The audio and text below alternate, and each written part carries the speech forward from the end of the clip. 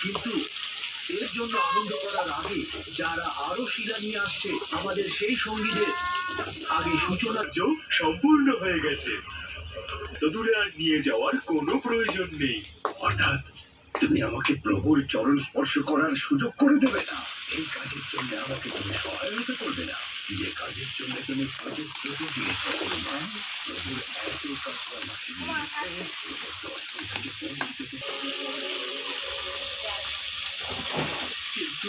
কিন্তু পর্বতশ্রেষ্ঠ সমস্ত প্রজাপতি এই বিষয়ে সংকেত দিচ্ছে যে সেতু বন্ধনের কার্য সম্পূর্ণ হয়ে গেছে। এখন আমার অনুরোধ পর্বতশ্রেষ্ঠকে সাক্ষী রেখে শপথ নিতেও প্রস্তুত রয়েছি। মনেও আমার উপরে বিশ্বাস করতে পারছেন না। এটাই আমার বিশ্বাসের পক্ষে যথেষ্ট। হয়তো আমার ভাগ্য লিখনে প্রভু শ্রীরামের দর্শন পেতে আমাকে বিশ্বাসের জন্য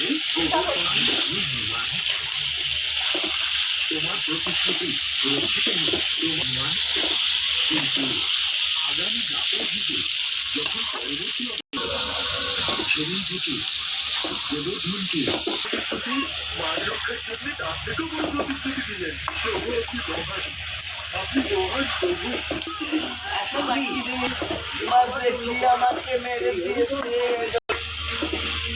পুরো সংসারে এর আগেই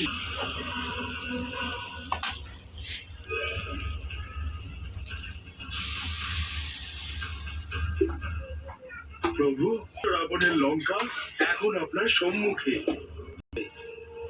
রাবণের দুই দূত শুক আর স্মরণকে আমার সম্মুখে উপস্থিত করো।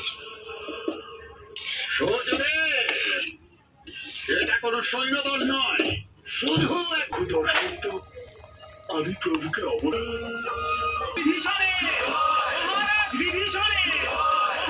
মহারাজ বিভীষণ যে আপনি লঙ্কা রাজ বিশ্বাস করবে যে তার প্রিয় রাম জম লোকে তাই না?